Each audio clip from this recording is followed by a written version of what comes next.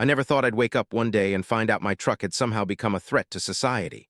But apparently, that's what the HOA decided. Yeah, the same people who send out love letters about overgrown lawns and garbage cans being too visible from the curb. According to them, my truck, my beloved, slightly dusty, mildly loud, but entirely innocent Ford, was now a menace. And the best part, it wasn't even parked outside. It was sitting inside my own garage. Let me rewind for a second. I live in one of those picture-perfect neighborhoods where all the houses look like they were copy-pasted from the same real estate catalog. The lawns are always trimmed, the mailboxes match, and the air smells faintly of fresh paint and passive aggression. You know the kind. I moved here thinking I was stepping into a quiet, respectable community. Safe, peaceful, boring even, the kind of place where people argue about the best fertilizer, not garage invasions. But then the HOA happened. Now, if you've never had the pleasure of dealing with a homeowners association, imagine your high school hall monitor got promoted to neighborhood dictator, armed with a clipboard and a smile that doesn't reach their eyes. That's basically what an HOA is. And in my neighborhood, the president, let's call her Karen, because of course that's her name, runs it like a small empire. Karen has opinions, many of them. She believes in community unity, which apparently means everyone must do things her way. The right grass length, the right mailbox color, even the right type of wreath you're allowed to hang in December. She once sent out a newsletter reminding people that unapproved Christmas inflatables lower property values. I wish I was kidding. Anyway, a few weeks ago, I'd just come back from a long road trip. My truck was filthy, covered in dust, bugs, and one mysterious handprint I still can't explain. I pulled straight into my garage, shut the door, and went inside. I figured I'd wash it over the weekend. The next morning, I walked out to grab the mail and found something stuck in my door. Not a package, not a flyer, a bright orange violation notice. It read, "You are in violation of HOA Code 4.7b, storage of non-compliant vehicle visible from the street." I blinked, I read it again, then again just to make sure I wasn't hallucinating. Visible from the street? My garage door was closed. The only thing visible from the street was the garage door itself. Unless my truck had suddenly learned to phase through solid objects, there was no way anyone could have seen it. At first, I laughed. I thought maybe it was a mistake. Maybe Karen mixed me up with someone else. But as I was about to toss the notice in the trash, I saw a handwritten note at the bottom. "This is your first and only warning. Remove the vehicle immediately." I stopped laughing. I mean, remove it where exactly? From my own house? Should I just teleport it into another dimension to make her happy? That night, I went over to the HOA office, basically a small room in the community center where Karen spends most of her time pretending she's the mayor. She was there, sitting behind a desk stacked with binders thicker than my arm. "Hi, Karen," I said, keeping my voice polite. "I think there's been a mistake. You left a notice about my truck being visible from the street, but it's in my garage. The door's closed." She smiled that kind of smile that says, "Oh, you poor, naive little man."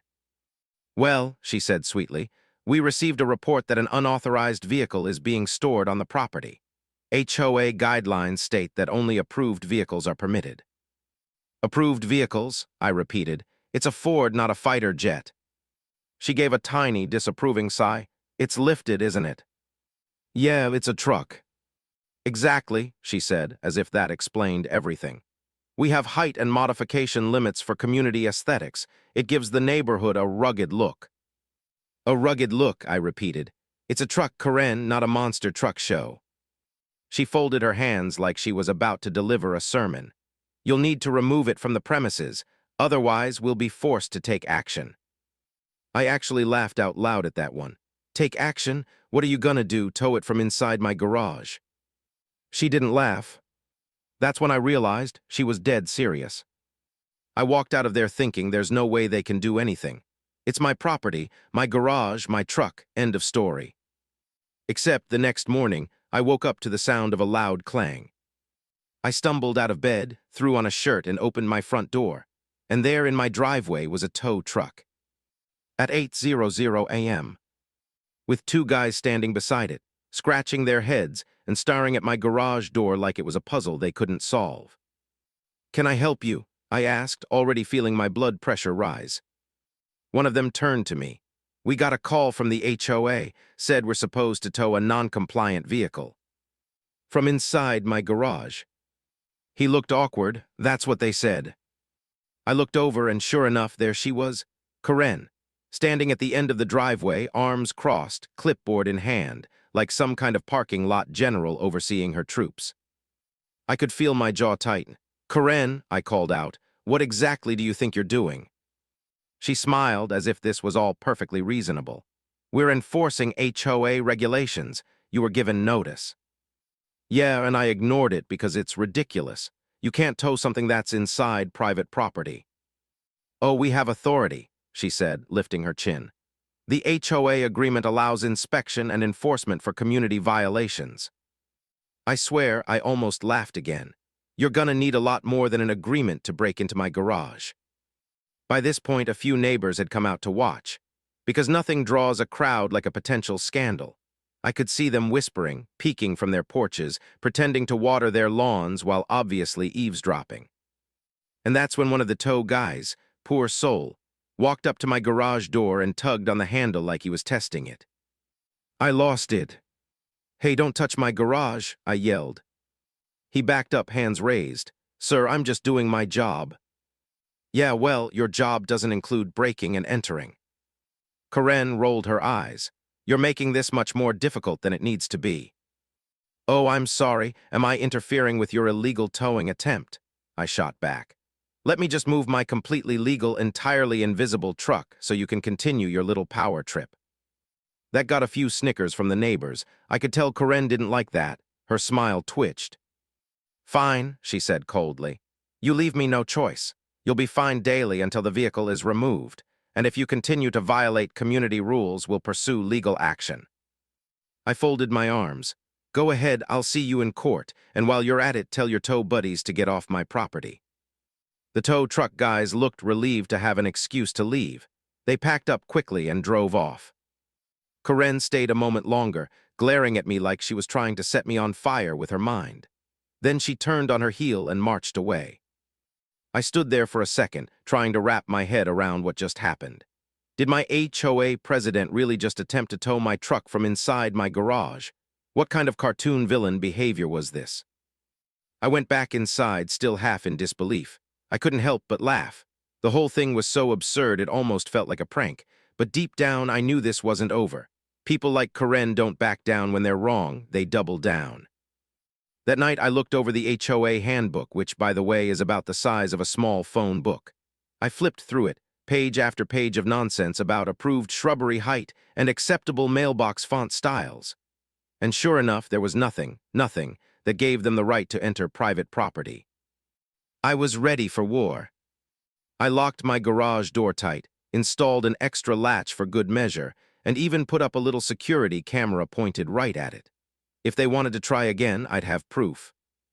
Because one thing was clear, this was no longer about a truck. It was about principle, about freedom, about standing up to the suburban tyrants who think a clipboard makes them king. And as I sat there that night, watching the security feed on my phone, I couldn't help but smile. Let them try. This garage was my fortress. And my truck wasn't going anywhere. I thought the worst was over after I sent Karen and her wannabe repo squad packing. I figured she'd come to her senses, realize how insane the whole thing was, and move on to policing something more her speed, like mailbox heights or the tragic color of someone's garden gnomes. Oh, how wrong I was. 2 days later, I woke up to another official-looking envelope taped to my front door. You know, that crisp white paper with the HOA logo printed at the top, like it's from the FBI or something. Yeah, that. It even said final notice in bold red letters, which made me laugh because there hadn't been any official first notice, unless you count the last time they tried to break into my garage. I tore it open, already bracing myself for nonsense. Dear homeowner, you are in continued violation of HOA Code 4.7b. Failure to comply will result in fines of $200 per day and possible legal action. The HOA board will be conducting a mandatory inspection of your property this Friday at 10:00 a.m. to verify compliance. I blinked, then read it again. Mandatory inspection. So now they wanted to inspect my property to verify compliance. Translation: they were planning to snoop around and probably try to break into my garage again. That's when I realized this wasn't just about a truck. This was about control. Karen and her little HOA posse couldn't handle someone standing up to them. They wanted to make an example out of me. Well, fine, let's dance. I spent the next few days preparing. Locked the garage, again, double-checked every camera angle, and even posted a small laminated sign on the garage door that said, "Private property, entry without consent is trespassing." I used big, bold letters because subtlety was wasted on people like Karen. Thursday night, I could barely sleep. My mind kept running through possible scenarios. Would they actually try to break in? Would they show up with cops? Would Karen bring her board of commanders to watch? At 9:58 a.m. Friday morning, I found out. I heard the sound of heels clicking down the driveway. I peeked through my window blinds, and sure enough, there she was, Karen, in her full HOA president glory. Clipboard, sunglasses, and that smug little power walk that says, "I'm about to ruin someone's day." Behind her were two board members, Bill and Martha, each carrying binders like they were on a secret mission. And parked at the curb, a maintenance van. I went outside before they could start anything. "Good morning," I said loudly, plastering on the fakest smile I could muster. "Beautiful day for an inspection, huh?" Karen didn't even fake pleasantries. "We're here to perform a compliance check. Please open the garage." "Compliance check," I repeated. "For what violation? Because I still haven't seen any proof that I broke one." "You received notice," she said, tapping her clipboard like it was the Bible. "Your vehicle is in violation of aesthetic code. Now please unlock the garage." I leaned against the doorframe. "Sorry, that's not happening." Her eyes widened like I'd just confessed to a crime. "Excuse me." "You're not coming in," I said calmly. "This is private property. Unless you've got a court order, the answer's no." Bill, the treasurer, or as I call him, Karen's echo, cleared his throat. "Sir, the HOA agreement grants us right of inspection." "On visible violations," I said, smiling. "You know, the stuff people can actually see from the street. My truck isn't visible. You can't inspect what you can't see." Karen's lips pressed into a thin line. "If you have nothing to hide, you should have no problem letting us in." Ah, the classic line of every tyrant ever. "I'm not hiding anything," I said. "I'm protecting my privacy, which, by the way, is still legal in this country." Her face turned the color of expired yogurt. "You're being uncooperative." "And you're trespassing," I shot back.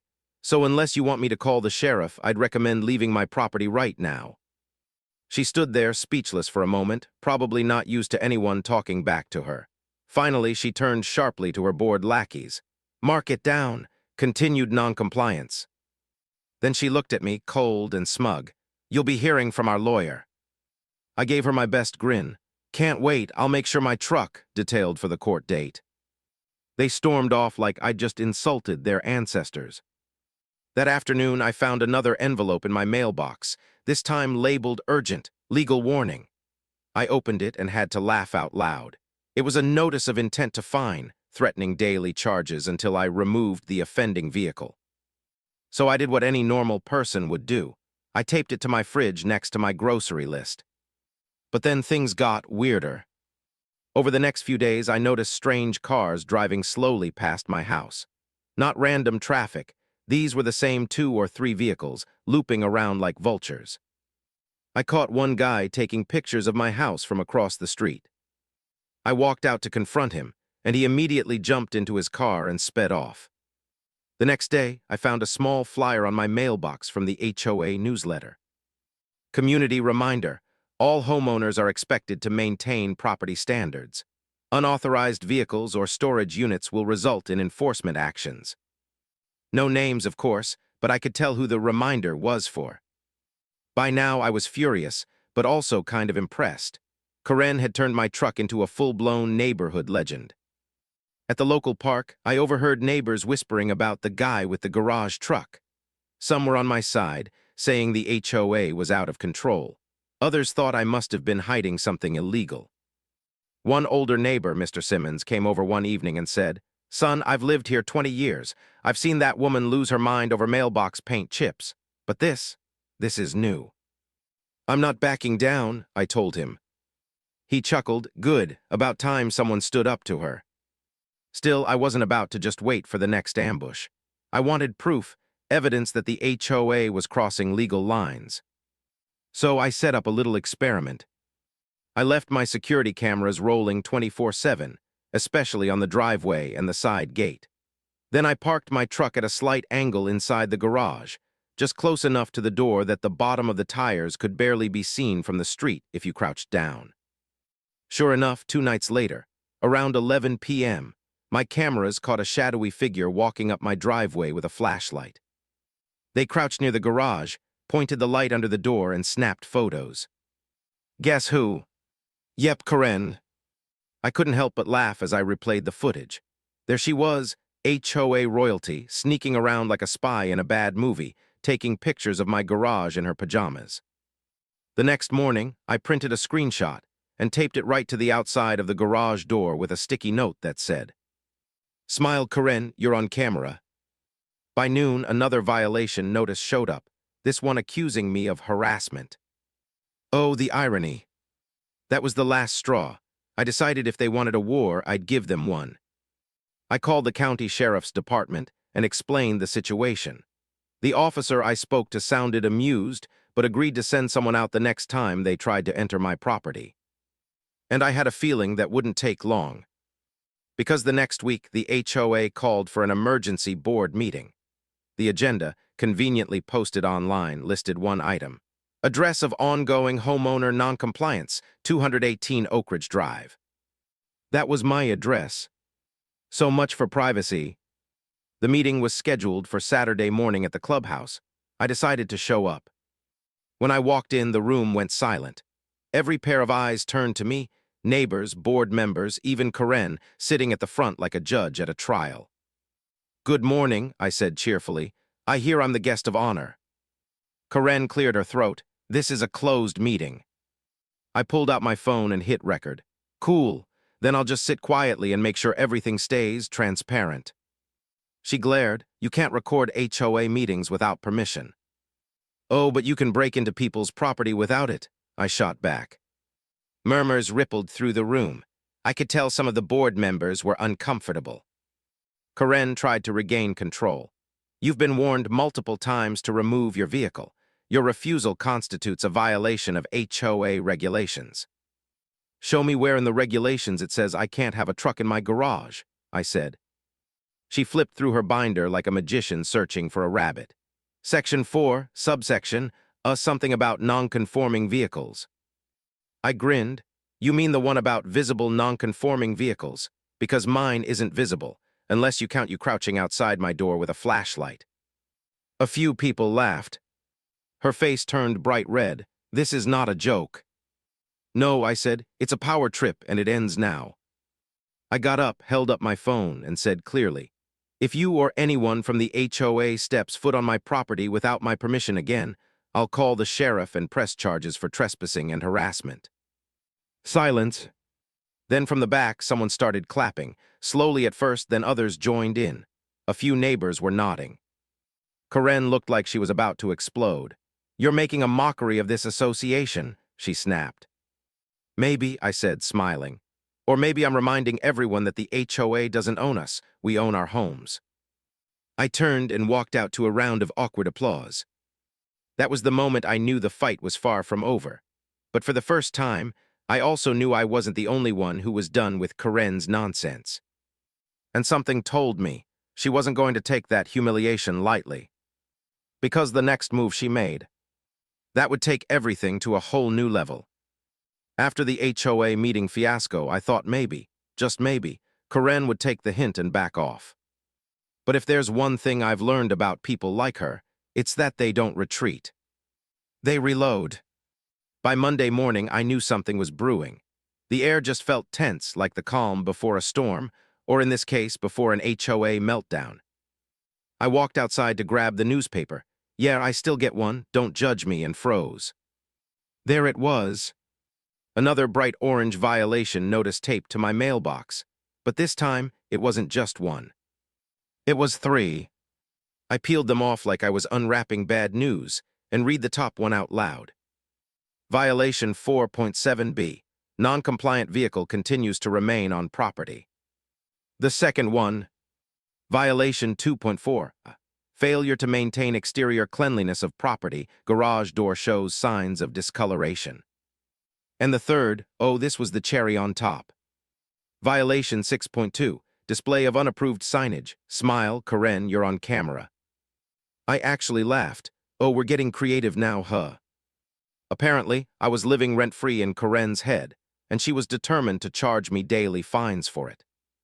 I wasn't even mad at that point, I was impressed.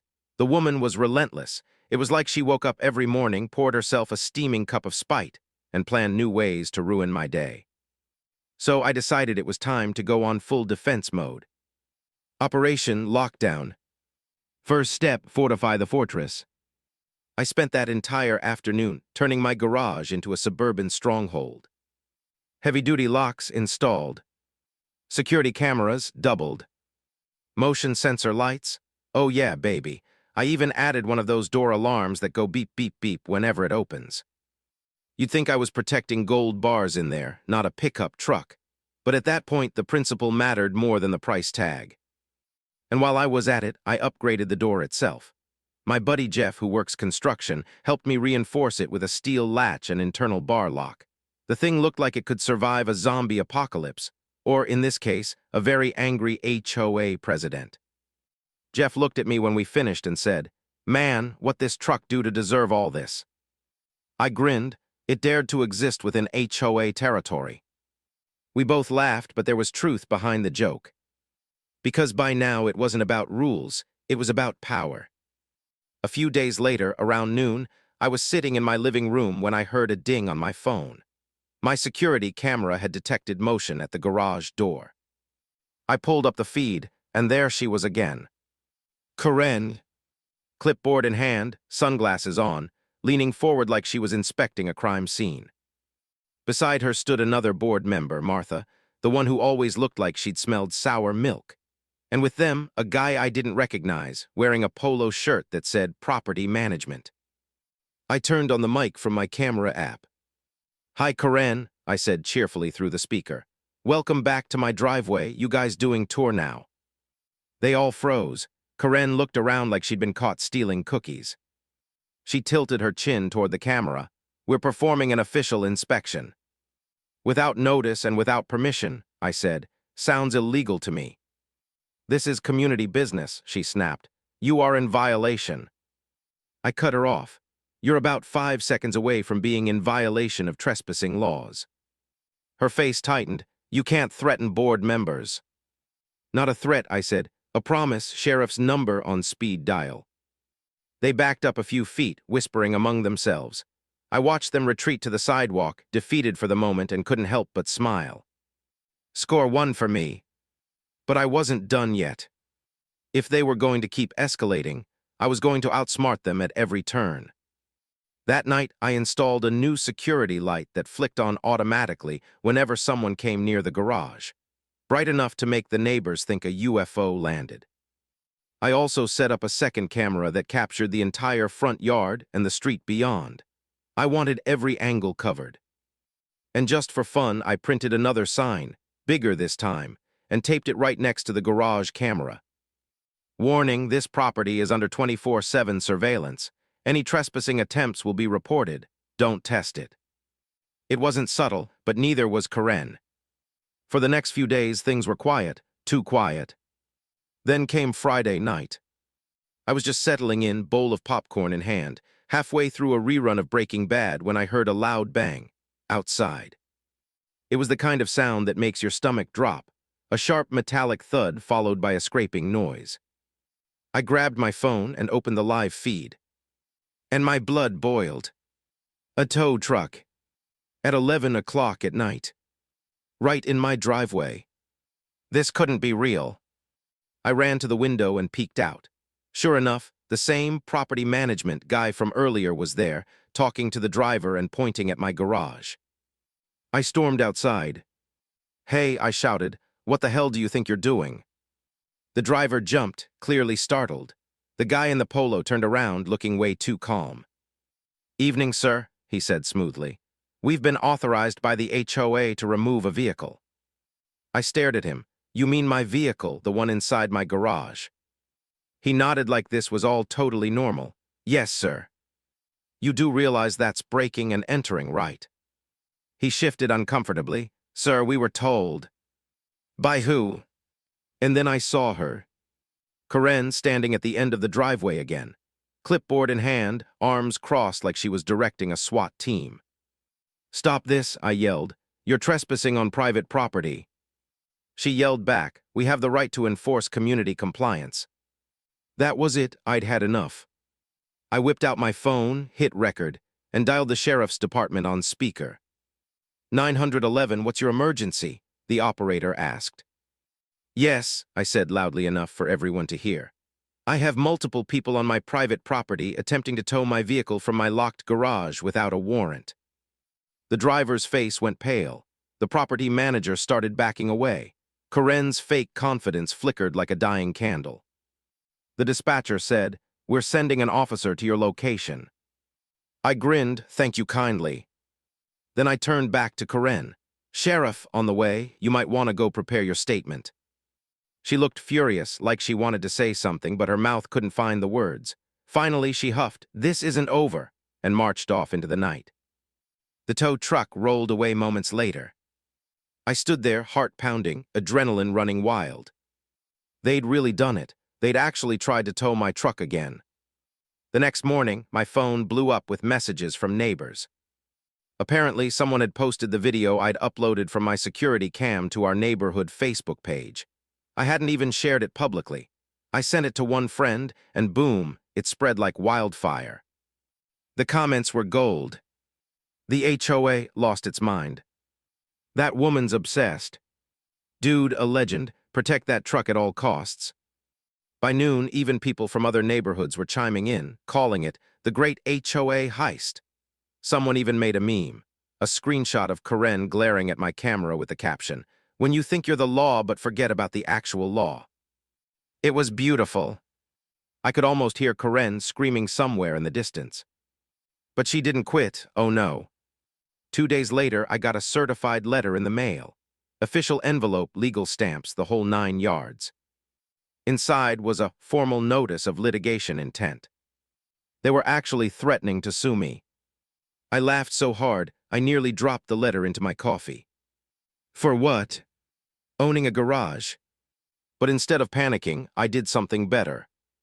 I called my cousin, who just so happens to be a lawyer. He took one look at the letter and said, they don't have a leg to stand on. In fact, they're violating your rights. Music to my ears. We spent the next hour drafting a response, a very polite, very legally worded letter that basically said, touch my garage again, and I'll see you in court for harassment, trespassing, and property damage. We even attached the security footage and copies of their absurd violation notices. Then I sent copies to every single board member, certified mail, with signatures required. If they wanted to play paperwork games, I could play too. That weekend, I decided to enjoy myself for once. I set up a lawn chair in my driveway, cracked open a cold soda, and just sat there in front of my closed garage, like a bodyguard on duty. Neighbors stopped by one after another to chat. Some dropped snacks, others offered to testify if it came to court. Mr. Simmons, the older guy from before, grinned at me and said, you know, you're kind of a hero around here now. I laughed. All I did was park my truck. Exactly, he said, and that's what makes it hilarious. By the end of the evening, I wasn't just defending myself. I'd somehow become the unofficial resistance leader against HOA tyranny. And honestly, it felt good. Because for once, the community was starting to see what I saw. This wasn't about keeping things nice. It was about control. And I wasn't about to let anyone control me on my own property. That night, as I locked up the garage one last time, I paused for a moment. The hum of the streetlights, the chirping of crickets, it all felt peaceful again. For now, because deep down I knew this wasn't over. Karen wasn't the type to admit defeat quietly. If anything, she was probably somewhere right now, flipping through HOA bylaws and plotting her next move. But whatever it was, I'd be ready. The garage was locked, The cameras were rolling and my truck was safe. For now, anyway. I took a deep breath, smiled, and said quietly to myself, "Let's see what you've got, Karen." Then I shut off the lights, locked the door, and went to bed, ready for whatever came next. It's funny how fast rumors spread in a quiet neighborhood. By the end of the week, everyone knew about the great HOA tow attempt. I couldn't go outside without getting thumbs-ups from neighbors or hearing someone whisper, "That's the guy," like I was some kind of suburban outlaw. Even the mailman winked at me and said, "Heard you had some garage trouble." Yeah, just a little. But while everyone else thought the drama was over, I knew better. Karen wasn't done, she was just regrouping. And I was right. The calm before the clash. 3 days later, I came home from work to find another notice taped to my front door. Big bold letters at the top, "Final warning." Oh, here we go again. I read it out loud, packing on my porch like I was performing for an audience that didn't exist. Homeowner remains non-compliant with HOA regulations. Failure to cooperate will result in immediate enforcement action. Immediate enforcement action? That sounded ominous.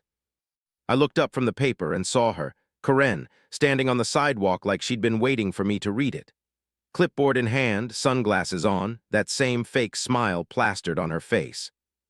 She waved sweetly, "Good evening, neighbor." I took a deep breath and forced a smile back. "Karen, always a pleasure. You guys ever get tired of printing these?" She tilted her head. "We're just doing our duty. You're the only one in the community refusing to cooperate." "Cooperate?" I said. "You tried to tow my truck through a wall."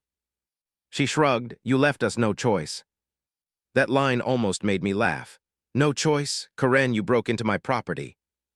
"Oh, please," she said, rolling her eyes. "You're being dramatic. We have rights under the HOA charter." I raised an eyebrow. "Really? Because my lawyer says otherwise." That wiped the smile right off her face. She opened her mouth to respond, but before she could, my phone buzzed. It was one of my neighbors, Tony. "Dude," he said when I picked up, "there's a tow truck parked 2 blocks over." I froze right now. "Yeah, same one from last time. I think they're waiting for something." I looked back at Karen, who was now pretending to admire her nails. "Are you planning another little field trip tonight?" I asked. She didn't answer, just smiled again, that same tight, smug grin that made my blood pressure spike. "Enjoy your evening," she said, turning away. And with that, she walked off. Round 2. By midnight, I was wide awake, watching my security cameras on my phone like a hawk. Sure enough, just after 12:15 a.m., a set of headlights rolled slowly up my street. A tow truck.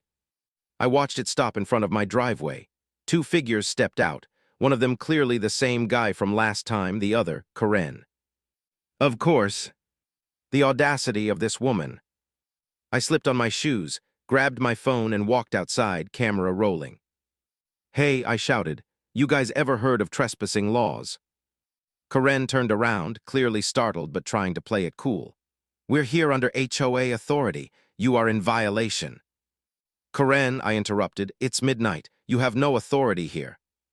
"The board authorized enforcement at any time," she said, voice shaking slightly but still pretending she was in control. I walked closer, holding my phone up. "And who exactly on the board voted for breaking into private property in the middle of the night?" The tow driver muttered, "Ma'am, I don't think this is legal." Karen snapped at him, "Do your job." That was the last straw. I called 911 again, right there on speaker. "Yeah, hi, it's me again. They're back. Same people, same tow truck, still trying to break in." The operator sighed, probably recognizing my address by now. "Officers are on the way, sir." This time I didn't wait inside. I stood right there in my driveway, arms crossed, glaring at them like a sentry guarding the gates of common sense. Karen kept packing, muttering about non-compliance and community standards, while the poor tow driver just looked like he wanted to vanish. 10 minutes later, flashing blue and red lights painted the street. The sheriff's car pulled up, and out stepped a tall, broad man with a badge that caught the light just right. His name tag read Deputy Collins. He took one look at the scene, tow truck, clipboard lady, angry homeowner, and sighed.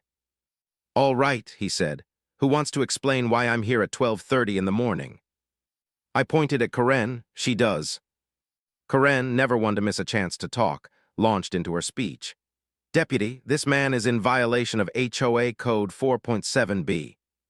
He held up a hand. Ma'am, slow down. You're trying to tow a vehicle from inside his garage. Yes, she said proudly. He's been non-compliant for weeks. He blinked. You realize that's private property, right? She smiled that confident, delusional smile. The HOA has the right to enforce regulations. The deputy stared at her for a long moment, then turned to me. Sir, is your vehicle inside your locked garage? Yep. And they tried to access it. Twice. He rubbed his temple like he was getting a headache.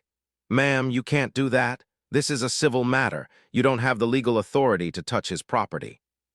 Karen puffed up like a blowfish. We do have authority. It's in our bylaws. He gave her a look that could cut steel. Your bylaws don't override state law. If you or anyone from your HOA attempts to enter this man's garage again, I'll arrest you for trespassing. I swear I almost applauded. Karen's face went from red to purple. This is harassment, she sputtered. We're trying to maintain community standards. Lady, the deputy said, you're maintaining a disturbance. The tow driver quietly started disconnecting his cables. Yeah, I'm gonna head out, he said.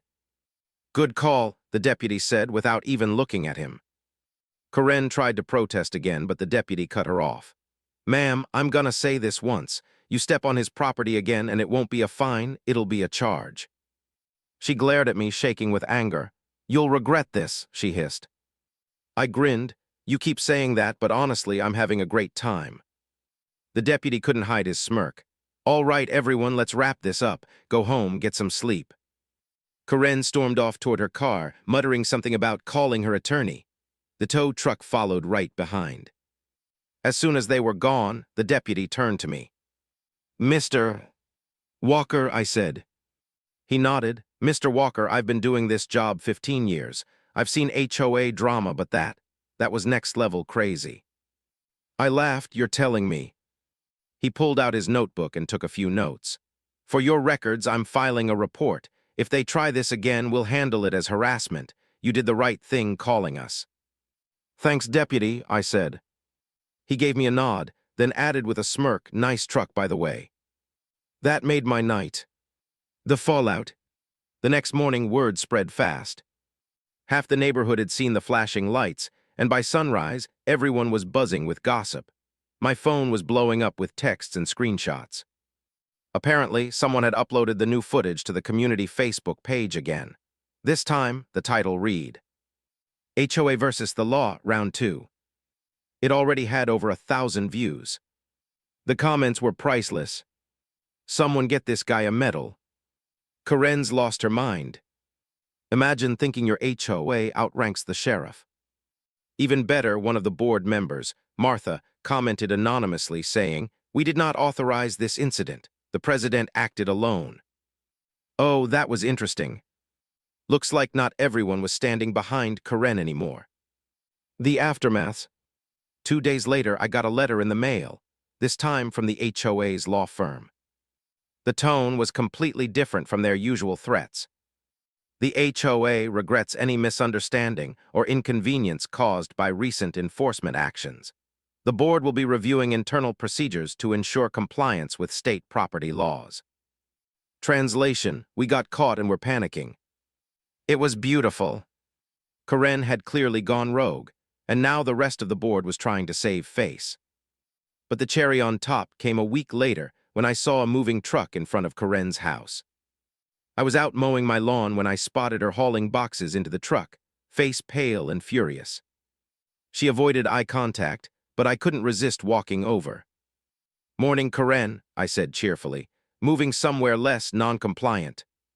She didn't answer, so I smiled and added, Hey, if you need help packing your clipboard, I've got tape. She shot me a death glare that could melt steel, then slammed her car door and drove off. That was the last time I saw her. The best part. A few days later, the new acting HOA president, Martha of all people, came to my door. Mr. Walker, she said nervously, I just wanted to personally apologize for everything that's happened. We didn't agree with how Karen handled things. I almost felt bad for her, almost. It's fine, I said.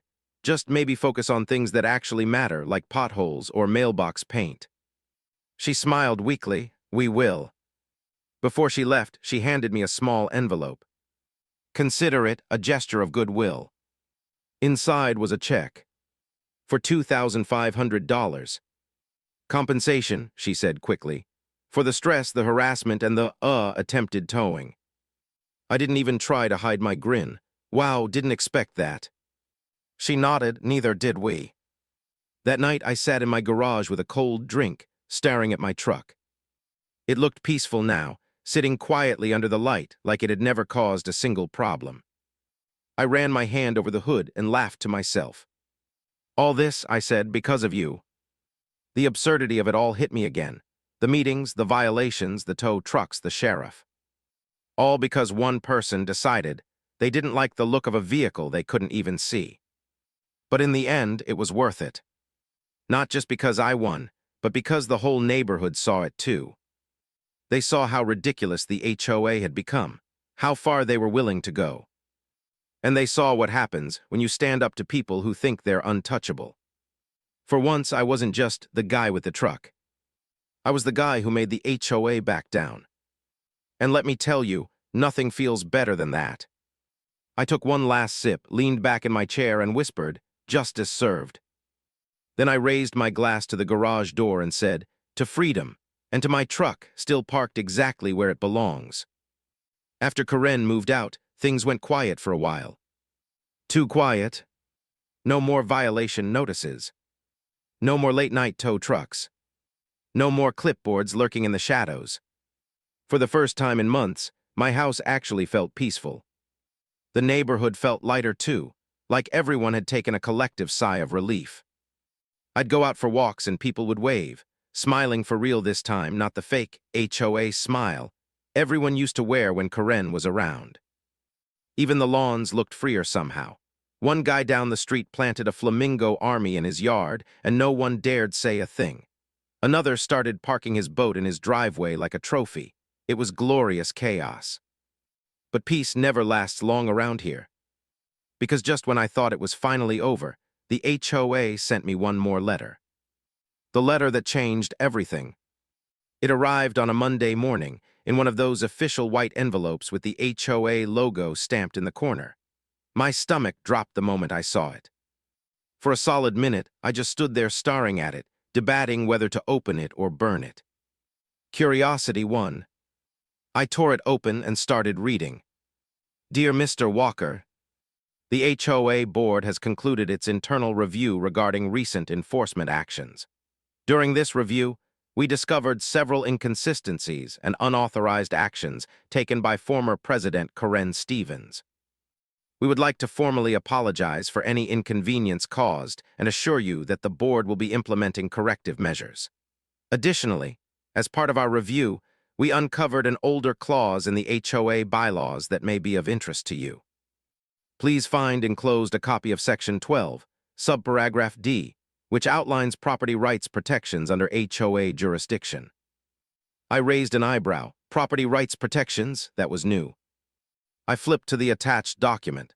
It looked ancient, faded ink, weird formatting, typed in courier font like it came from the 1980s. The section read, "No officer, member, or representative of the Homeowners Association shall enter or interfere with any structure, dwelling, or enclosed space belonging to a homeowner without written consent or a lawful order. Any such interference shall constitute a breach of office and subject the responsible party to removal and potential legal penalty." I stared at it blinking. That was it, the hidden clause. The one rule Karen had been ignoring the whole time. Not only had she broken HOA guidelines, but she'd technically broken the HOA's own law. I couldn't help laughing, loud. "Oh, Karen," I said to myself, "you really did this to yourself, didn't you?" The discovery. I brought the document to my cousin, the lawyer who'd helped me before. He read it twice, eyebrows raised higher each time. "Dude," he said finally, "this is huge. This clause isn't just some side note. It means every single thing they did, every attempt to enter your property, every tow notice, every inspection, was not only invalid but illegal under their own charter. Illegal, I repeated, grinning. That's my favorite word right now. He nodded. Technically, you could sue them, not just Karen, the HOA itself. I leaned back in my chair, letting that sink in. After months of stress, arguing, and absurd drama, they were the ones actually in violation the entire time. The irony was too perfect. Let's not sue them yet, I said finally. I've got a better idea. The plan. I spent the next week collecting everything: emails, letters, photos, video clips, every bit of nonsense they'd thrown my way. I wanted a full timeline of HOA stupidity from start to finish. Then I compiled it into a little folder on my computer titled, The Great HOA Scandal. Catchy, right? I even made a short video, a montage of clips from the security footage, screenshots of violation letters, and a dramatic voiceover I recorded myself. In a quiet neighborhood ruled by clipboard tyranny, one man dared to park his truck in his own garage. It was half movie trailer, half comedy skit, and when I uploaded it online, I honestly just wanted my friends to laugh. But the internet had other plans. Within 24 hours, the video had over 50,000 views. By the end of the week, it hit 250,000. People couldn't get enough of it. The comments were hilarious. This is the Avengers, endgame of HOA drama. Justice for the garage truck guy. Karen's the Thanos of suburbia. Some lawyer even stitched it on TikTok, explaining the legal violations in detail. He called it a masterclass in standing your ground. I had to admit it felt good. But I wasn't done yet. Because that hidden clause, it was about to become my secret weapon. The showdown. A week later, I got invited to the next HOA meeting. The new president, Martha, said they wanted to officially close the matter. Now, normally, I'd rather eat a shoe than go to another HOA meeting, but this time I couldn't resist. When I arrived, the room was packed. Half the neighborhood had shown up, probably curious to see if I'd bring fireworks or something. Martha cleared her throat. Thank you all for coming. As you know, we're here to address recent events involving a former HOA president's actions.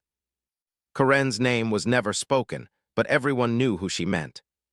She continued, after internal review, we've determined those actions violated our own charter, specifically Section 12, subparagraph D. The room murmured, people started whispering, some gasped. That was my cue. I raised my hand. Madam President, I said, trying to sound as dramatic as possible, would you mind if I read that clause aloud for everyone's benefit? Martha nodded nervously. Go ahead. I stood up, pulled out the paper like it was the Declaration of Independence, and read it in my best movie trailer voice.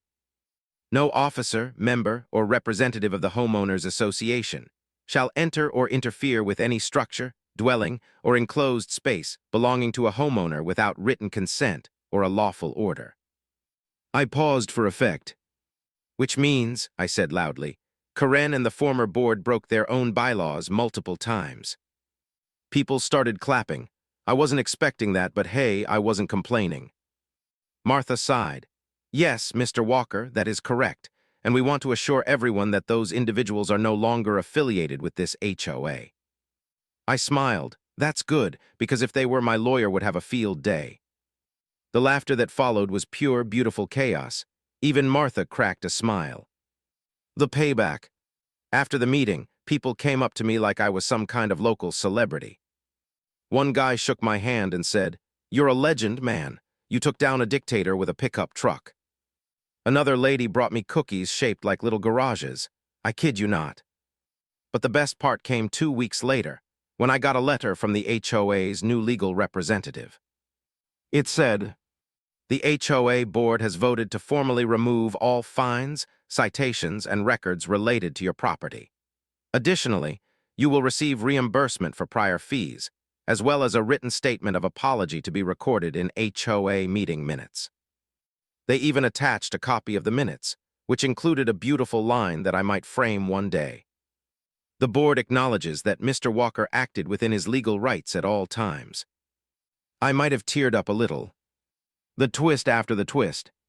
You'd think that was the end of it. But one night I got an email from an unknown address. The subject line said, "From Karen." Oh boy. Against my better judgment, I opened it. "You think you won, but you embarrassed me. You ruined my reputation. I hope you're happy." No apology, no remorse, just bitterness. I stared at the screen for a long moment, then started typing. "Karen, I didn't ruin your reputation. You did that when you tried to tow a man's truck from his own garage. Next time, maybe worry less about power and more about common sense. P.S. The sheriff says hi." Then I hit send. It was petty, sure, but it felt so good. The moral of the madness.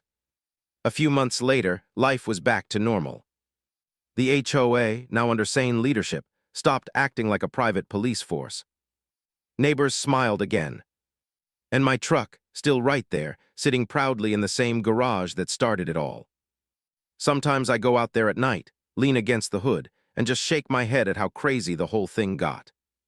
It all started with a simple parking violation and ended with a full-blown neighborhood revolution. And the best part, justice didn't just happen in court. It happened right in the hearts of the people who'd been too scared to speak up.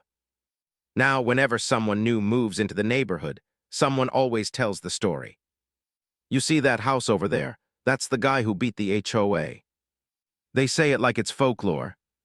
And maybe it is. Because what started as a ridiculous power struggle turned into something bigger. A reminder that sometimes, the only way to deal with bullies is to stand your ground, stay calm, and keep your door locked. Literally. As I sat there one evening, the sunset glowing through the open garage door, I smiled and said quietly to myself, "They tried to tow my truck, but I ended up towing their pride."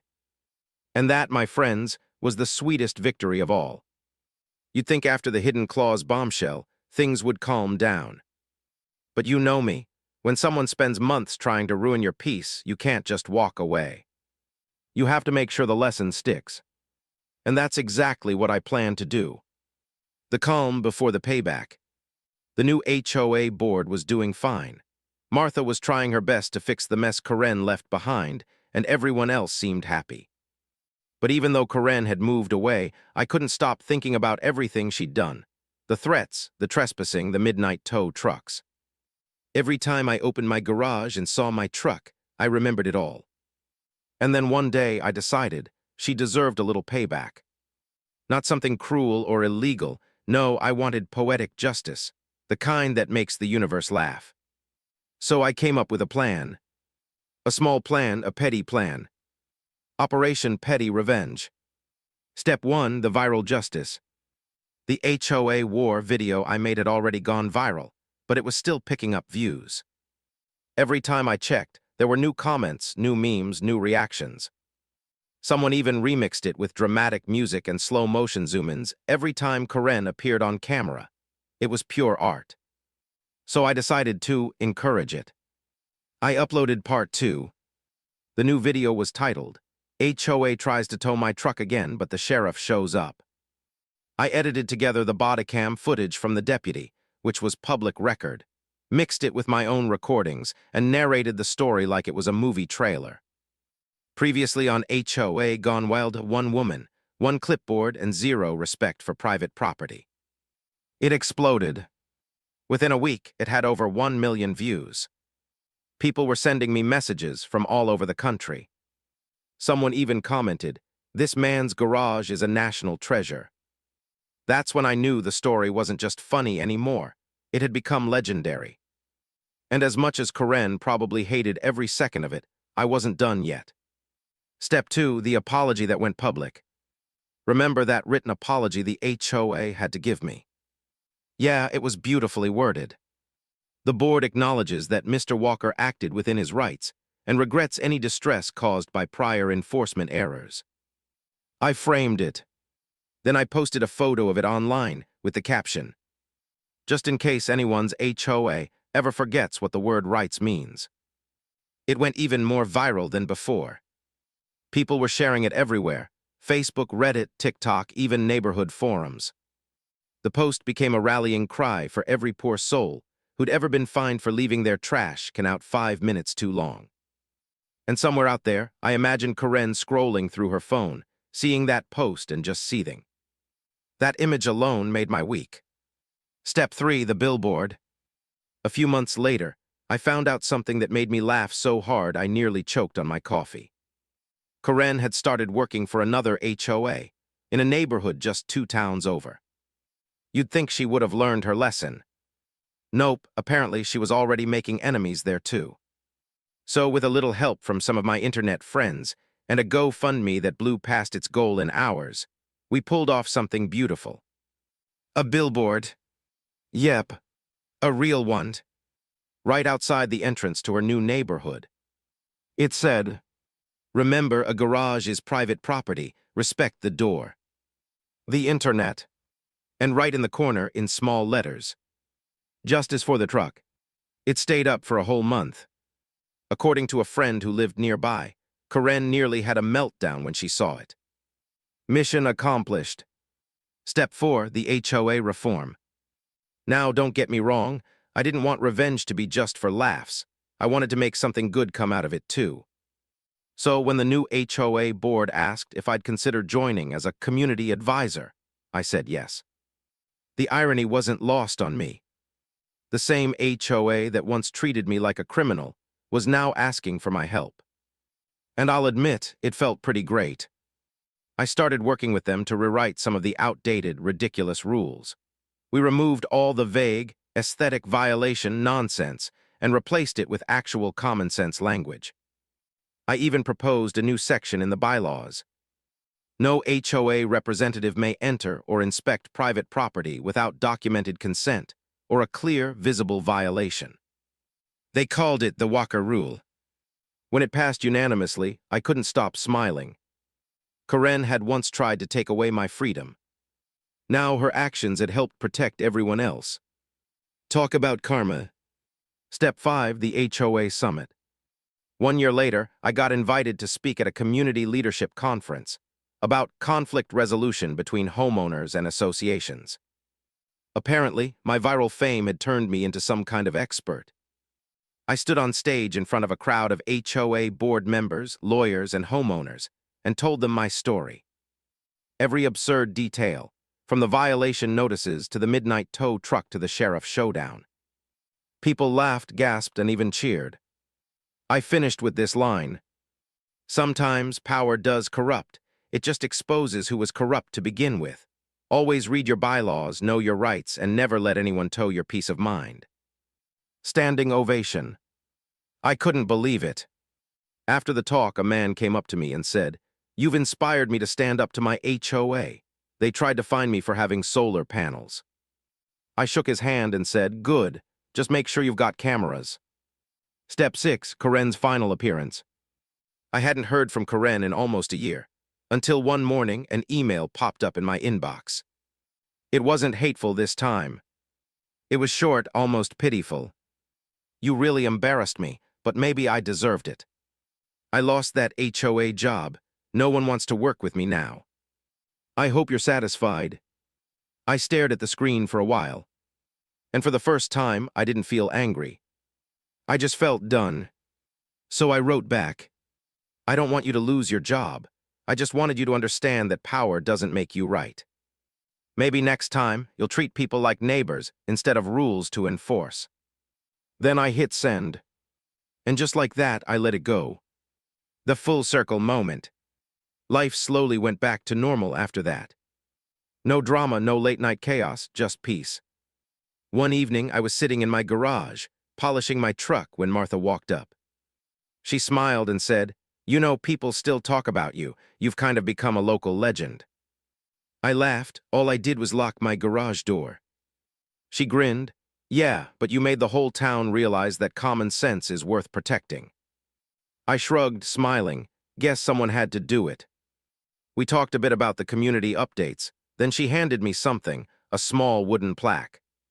It said, "In recognition of standing up for homeowners' rights and teaching us all what it means to protect what's yours. Oak Ridge Neighborhood HOA." I laughed so hard I nearly cried.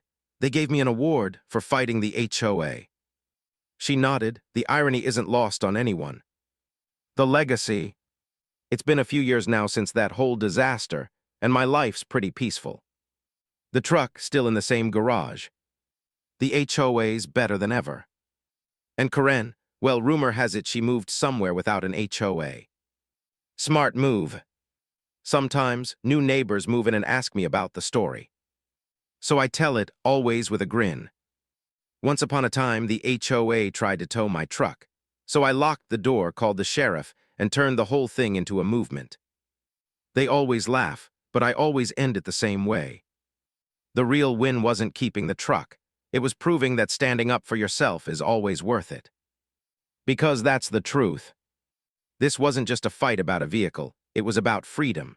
About the right to say no when someone tries to control your life for their own ego. And every time I hear that garage door click shut, I remember one thing. Justice might take time, but when it arrives, it parks itself right where it belongs. It's funny how the loudest storms in life always seem to end in silence.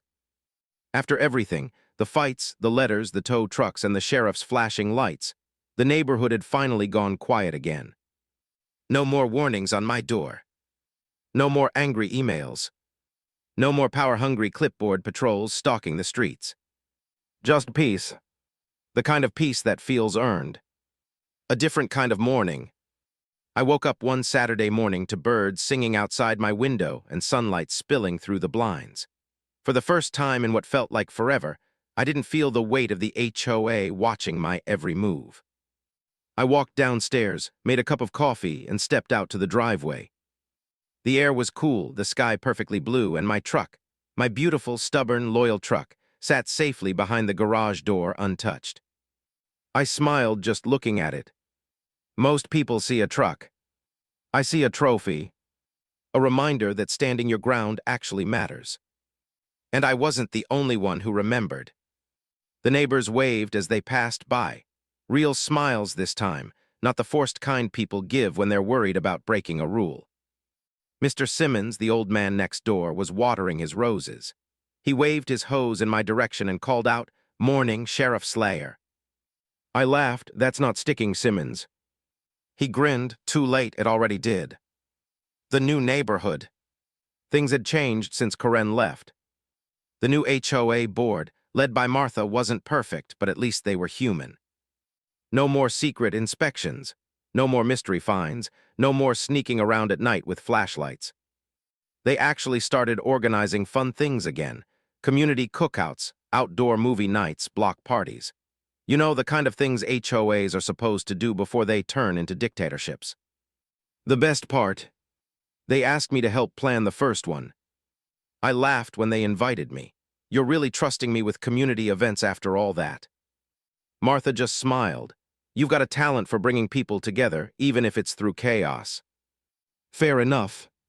So we threw the biggest neighborhood barbecue the town had ever seen. Everyone came out, kids, families, even people from nearby neighborhoods who had heard the story. Someone brought a cake shaped like a truck. Someone else wore a t-shirt that said "Garage Rights Advocate." It was ridiculous and perfect.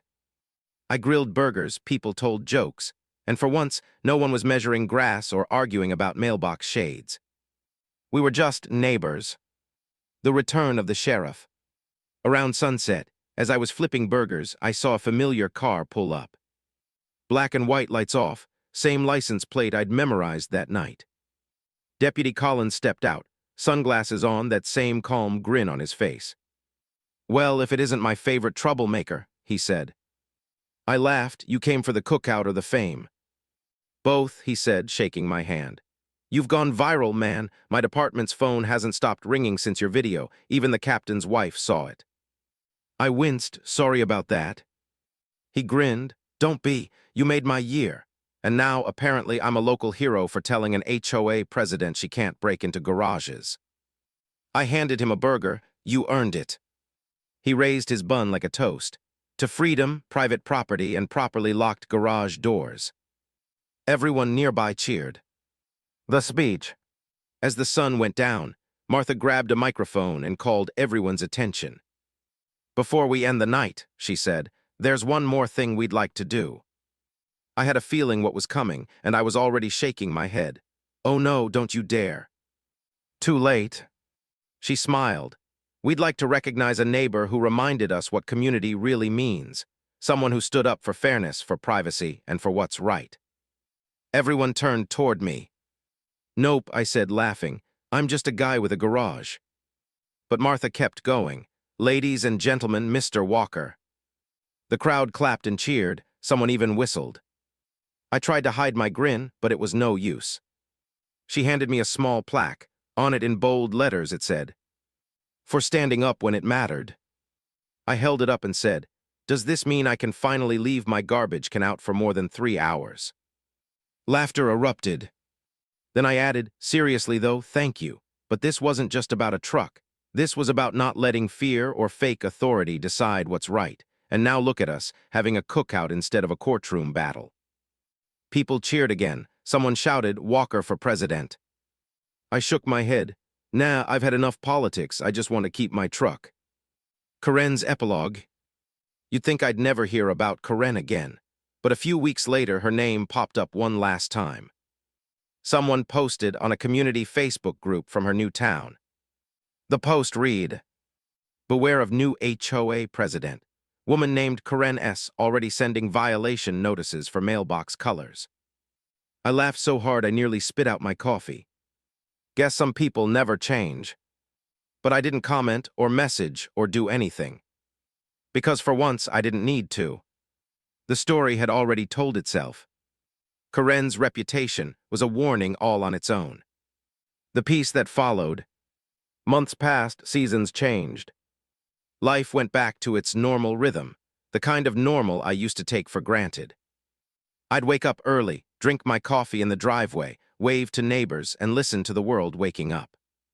Sometimes I'd open my garage just to look at my truck sitting there. I know it sounds silly, but every time I saw it, it reminded me that freedom doesn't have to be loud or dramatic. It can be quiet. It can look like a man in his driveway, knowing no one can touch what's his. That kind of peace, it's priceless. The unexpected visit. One quiet evening, as I was sweeping the garage floor, a car pulled up. I didn't recognize it at first, silver sedan, tinted windows.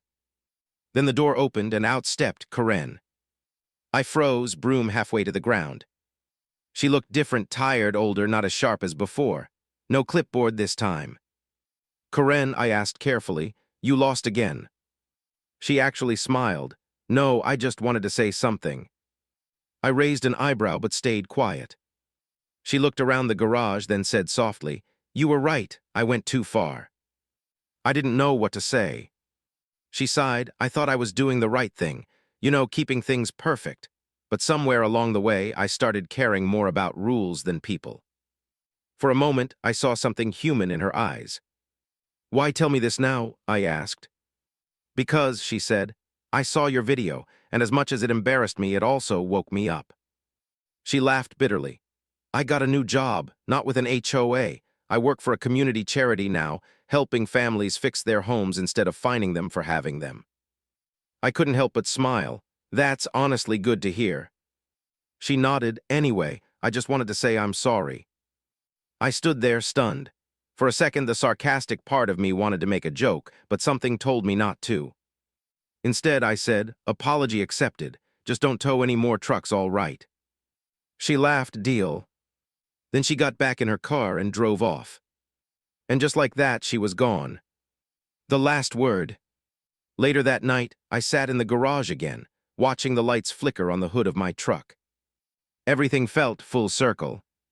The noise, the fights, the madness, it all led to this quiet moment of peace. I took a sip of my drink and smiled. All this time, people had told me I was overreacting, that I should have just paid the fines, moved the truck, avoided trouble. But if I had, they would have kept pushing. And not just with me, someone else would have been next. That's how bullies work. They only stop when someone finally says enough. And that's what I did. I didn't just lock my garage door. I locked the door on fear. The message.